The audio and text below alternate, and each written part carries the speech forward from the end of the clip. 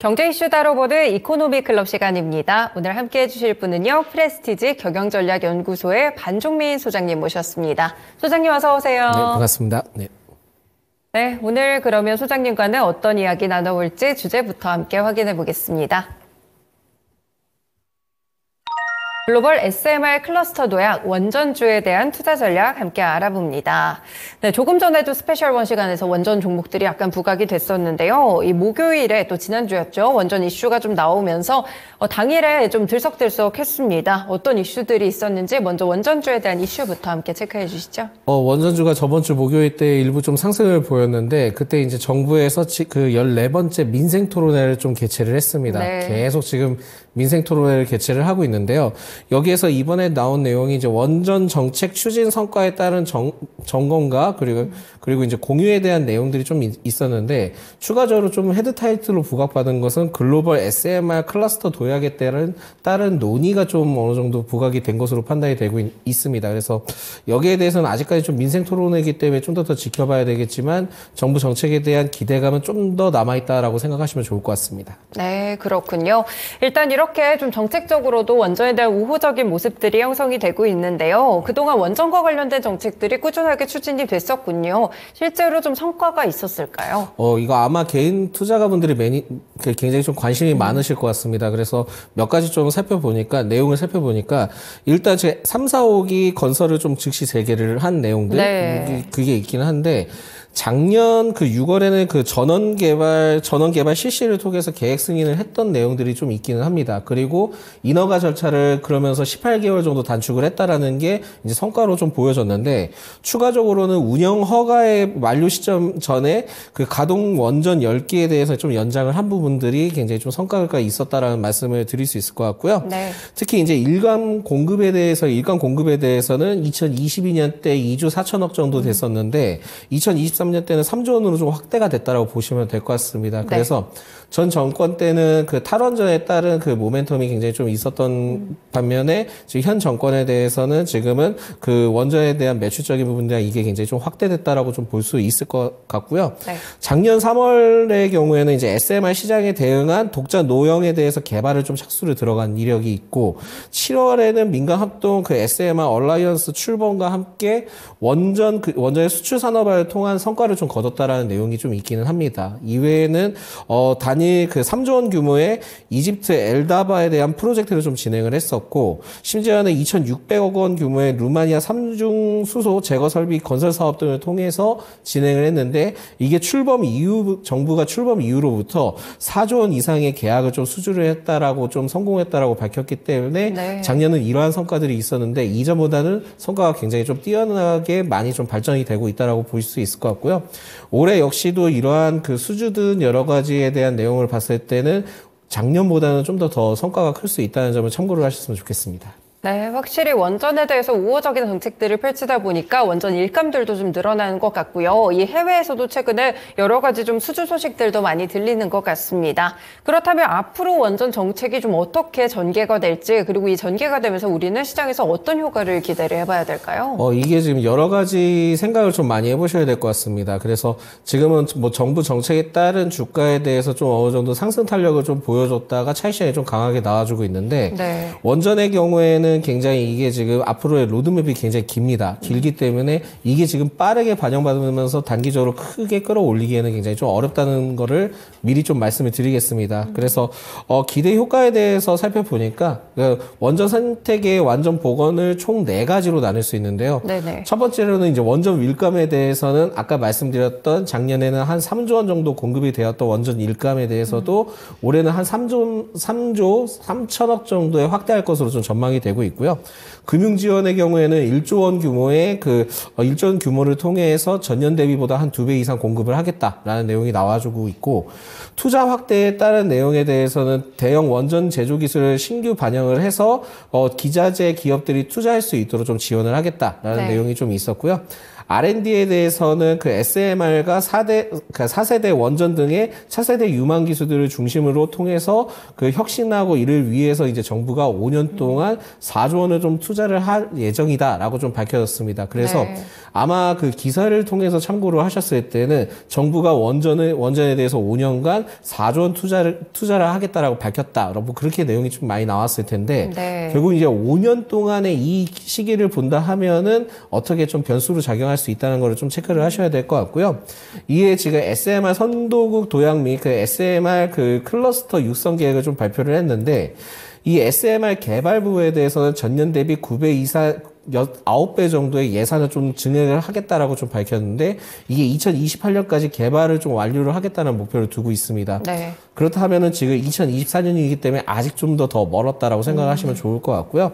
사업화에 대해서는 그 ISMR을 포함한 그 다양한 노형과 국내 그 사업화를 통한 사업 체계 전략을 금년 중에 마련을 해서 본격적으로 좀 추진을 할 계획을 밝혔습니다. 네. 그렇다면은 이 지금 그 추진 계획을 봤을 때는 올해 중에 한 번 더 모멘텀이 있을 수 있다라고 보시면 될 것 같고 파운드리 쪽에 대해서는 이제 뭐 공정 R&D를 지속적으로 확대할 예정이다 보니까 여기에 대해서 이제 앞으로 계획적인 부분들을 좀 체크를 하셔야 될 것 같고요.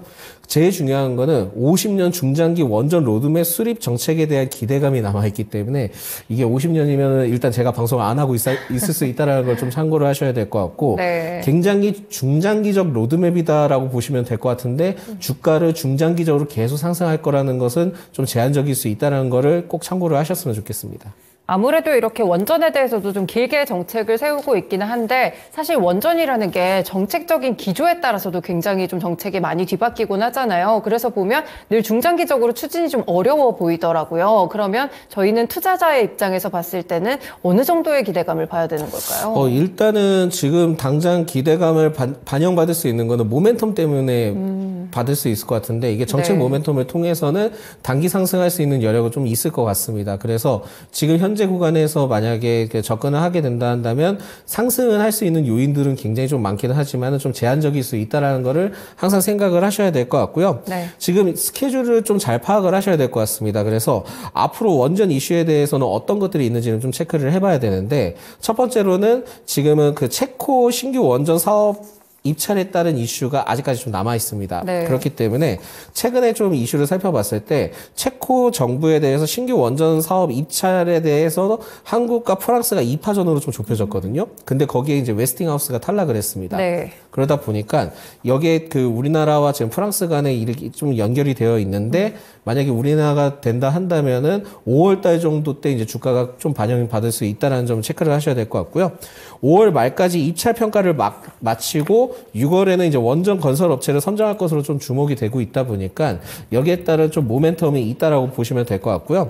추가적으로는 이제 투자 전략을 했을 때 어떻게 접근을 해야 되는지가 매우 좀 중요한데 네. 일단 지금 원전주의 경우에는 그 6월 달에는 5월 달하고 6월 달에는 이러한 그 체코와 관련된 모멘텀이 좀 남아 있기는 합니다. 남아 있기는 한데 먼저 이제 살펴봐야 될 게 전력 수급 계획에 대해서 그 계속 좀 미뤄지고 있지만은 이 발표가 조만간 좀 날 것으로 좀 전망이 되고 있어서 네. 여기에 따른 모멘텀이 먼저 부각받고 일부 좀 상승을 하다가 재차 또 조정을 받을 겁니다. 조정을 받고 또 체코 이 내용들을 통해서 일부 상승하다가 또 다시 재차 조정받을 가능성이 높고요.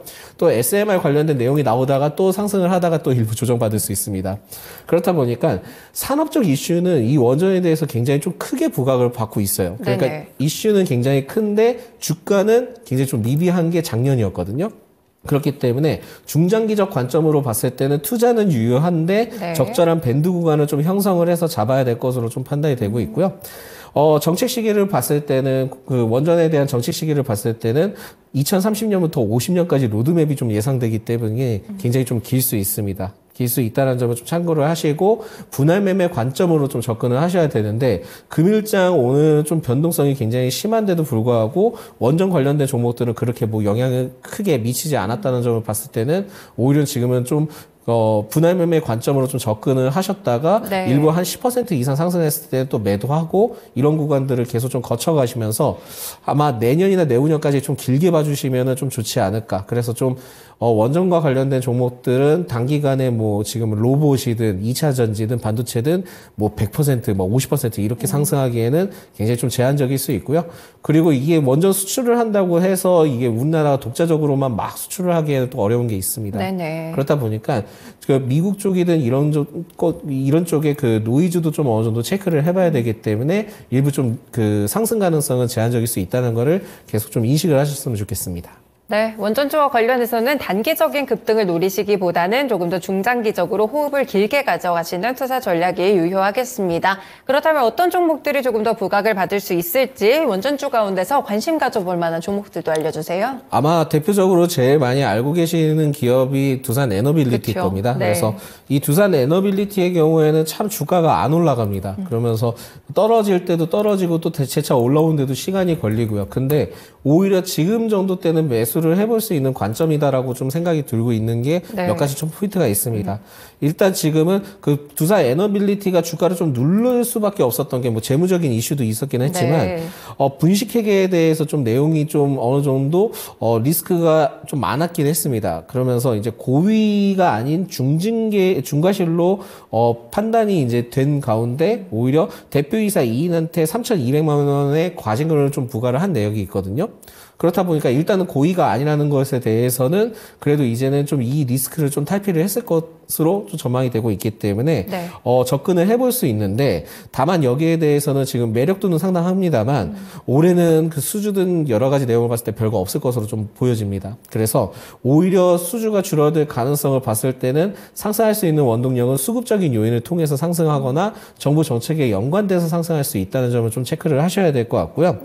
원전을 대표하는 기업이기 때문에 주목이 가능한데 만약에 현 지금 기술적 분석으로 관점으로 좀 말씀을 드리자면은 지금 오히려 지금 매수를 한다 하면은 오히려 17,500원 부근대는 좀 매도 시점을 잡고 접근해 보시는 게 좋을 것 같습니다. 최근에 11월부터 이제 주가를 끌어올렸던 거는 외국인의 순매수세를 통해서 계속 좀 끌어올렸거든요. 그렇다 보니까 아직까지 이 그 끌어올렸던 흐름들이 좀 유효하기 때문에 17,500원 정도 때 매도 타이밍을 좀 잡고 또 거기에서 또 다시 떨어졌을 때 현 구간대 또 다시 매수하는 전략을 통해서 길게 가보시면서 전략적인 트레이딩이 좀 필요하지 않을까. 그렇게 된다 한다면은 그렇게 나쁜 흐름들을 보이진 않을 것이다 라고 좀 보실 수 있을 것 같고요.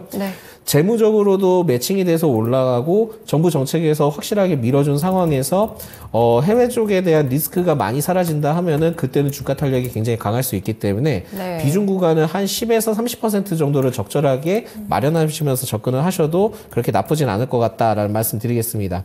그리고 두 번째 기업의 경우에는 이제 BHI라는 기업인데요. 이 BHI 경우에는 이제 발전용과 제철용 관련된 그 산업설비 설계 업체긴 한데 주요 제품으로는 그 배열 회수 보일러라고 있습니다. 그쪽에 일본 쪽에 굉장히 굉장히 좀 많이 부각을 받았었던 게 작년인데 일단 이제 주요 고객을 봤을 때는 한국전력이 있고요. 그리고 그 대형 건설사 포스코 등이 좀 포함이 되어 있거든요. 포스코 등이 이제 포함이 되어 있는데 동사가 좀 특징적인 부분들이 있다면 한수원과 웨스팅하우스를 좀 모두 고객사로 좀 보유를 하고 있다 보니까 추후에 어쨌든 뭐 마찰이 아직까지 남아있기는 하지만은 그 마찰이 해결이 된다 한다면 BHI 쪽에서는 큰 수혜를 받을 수 있지 않을까 보고 있고요.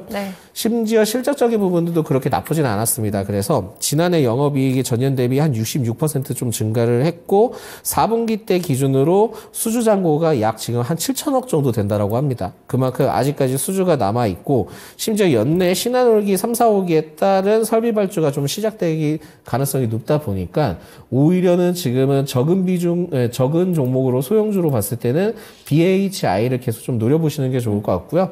현재 구간에서 급상승을 한다 하면은 한 10,000원까지도 좀 바라보시면서 접근을 할 수 있지 않을까라는 말씀을 드리겠습니다. 네, 알겠습니다. 두산 에너빌리티의 경우에는 10% 정도의 수익 보시면서 짧게 대응해 보시면 좋을 것 같고요. 소형주들 가운데서는 BHI도 함께 들어봤습니다.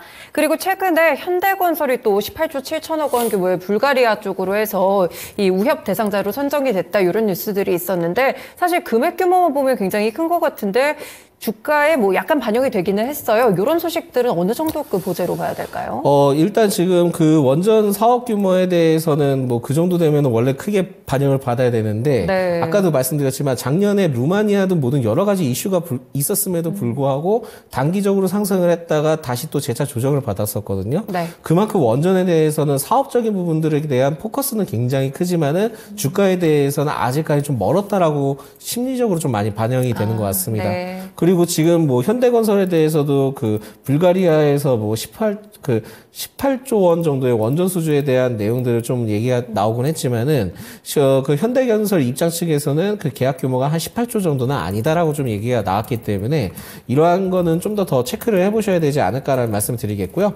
근데 지금 그 현대건설의 경우에도 좀 이슈가 있는 게 뭐냐면은 이게 지금 부동산 쪽에 대해서 지금 부정적인 영향들이 좀 있기는 합니다. 그렇죠. 네. 그러다 보니까 주가를 좀 누르는 게 있는 것도 있지만은 그 근로자가 좀 최근에 이제 뭐 인명 피해가 좀 발생이 된 것 같아요. 그렇게 되면은 중대재해 처벌법에 대한 리스크도 아직까지 좀 남아 있다 보니까 이번 그 계약 규모가 18조라고 한다 하더라도 주가에 대해서는 제한적일 수 있다라는 걸 좀 체크를 하셔야 될 것 같고 설령 지금 한 34,000원에서 상승을 한다 하더라도 35,000원에서 지금 38,000원 구간대 두터운 지금 매물대 구간이 형성이 되어 있고 네네. 저항대가 놓여져 있습니다. 그래서 상승을 한다 하더라도 일시적으로 좀 제한을 받을 수 있기 때문에 그 저항을 받을 수 있기 때문에 계속 좀 어느 정도의 하단 구간을 체크를 하셔야 될 것 같고 긴 시점으로 좀 길게 보시면서 흐름만 체크를 하시고 추후에 좀 어느 정도의 리스크적인 부분들이나 다 완화됐을 때 그때 접근을 해도 좀 늦지는 않을 것 같다라는 말씀 드리겠습니다. 네, 마지막으로 한 가지만 더 여쭤볼게요. 사실 정책 종목들이 최근에 시장에서 테마적으로 많이 부각이 되는 상황 속에서 사실 원전주를 선택하기에 속도도 좀 느린 편이고요. 굳이 원전주를 선택해야 되나 이런 생각도 좀 드실 것 같은데 정책주로서 좀 매력적인 포인트가 원전주에는 그러면 기술적인 접근 포인트에 있는 걸까요? 일단은 지금 단기적으로는 기술적과 장기적인 것들을 같이 좀 결합을 해서 보셔야 될 것 같고요. 오히려 저는 좀 이렇게 생각을 합니다. 그러니까 지금은 뭐 계좌가 있다 한다면은 규모에 따라 다를 수는 있겠지만 중장기적인 그 포트를 따로 이제 계좌를 만들어서 네. 거기에서 이제 적립식으로 계속 좀 투자를 좀 진행을 해보시는 게 어떻겠나라는 말씀드리겠고 이슈가 됐을 때 일부 좀 상승을 했을 때 그때 좀 매도 차원이 필요한데 결국은 이제 적절한 밴드를 통해서 접근을 해야지만 중장기적 관점으로 좀 오래 끌 수 있거든요. 그렇다 보니까 적립식 투자 관점으로 좀 지루할 수는 있기는 하지만 네. 그 관점을 통해서 했을 때는 나중에는 그래도 좀 좋은 가능성이 있지 않을까 볼 수 있을 것 같고요.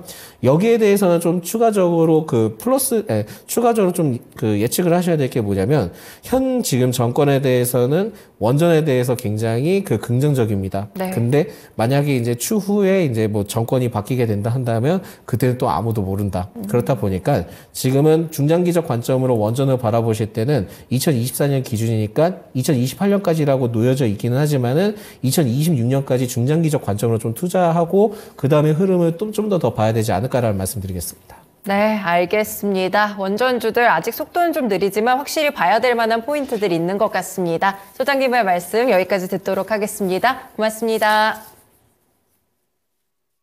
네, 이렇게 오늘은 이코노미 클럽 시간에서 원전과 관련된 투자 전략 저희 함께 찾아봤습니다. 프레스티지 경영전략연구소의 반종민 소장님과 함께했습니다. 지금까지 다양한 투자 판단에 도움이 되는 말씀들 함께 전해드렸는데요. 특정 종목의 상승 하락을 보장하지는 않습니다. 시장의 중심 마치겠습니다. 남은 오후장까지 잘 대응하시길 바라겠습니다. 고맙습니다.